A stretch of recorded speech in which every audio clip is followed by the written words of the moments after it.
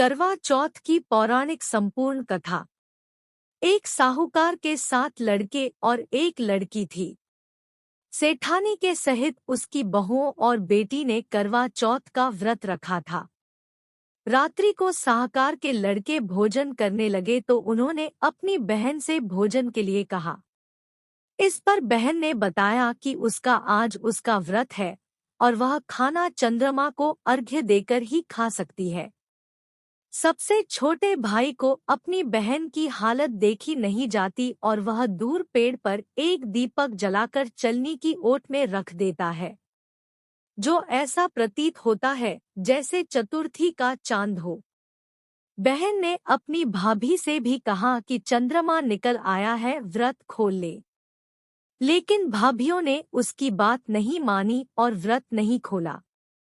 बहन को अपने भाइयों की चतुराई समझ में नहीं आई और उसे देखकर करवा उसे अर्घ्य देकर खाने का निवाला खा लिया। जैसे ही वह पहला टुकड़ा मुंह में डालती है, उसे छींक आ जाती है। दूसरा टुकड़ा डालती है तो उसमें बाल निकल आता है और तीसरा टुकड़ा मुंह में डालती है, तभी उसके पति की मृत्यु का समाचार उसे मिलता है। वह बेहद दुखी हो जाती है। उसकी भाभी सच्चाई बताती है कि उसके साथ ऐसा क्यों हुआ। व्रत गलत तरीके से टूटने के कारण देवता उससे नाराज हो गए हैं। इस पर करवा निश्चय करती है कि वह अपने पति का अंतिम संस्कार नहीं करेगी और अपने सतीत्व से उन्हें पुनर्जीवन दिलाकर रहेगी। शोकातुर होकर वह अपने पति के शव को लेकर 1 वर्ष तक बैठी रही और उसके ऊपर उगने वाली घास को इकट्ठा करती रही।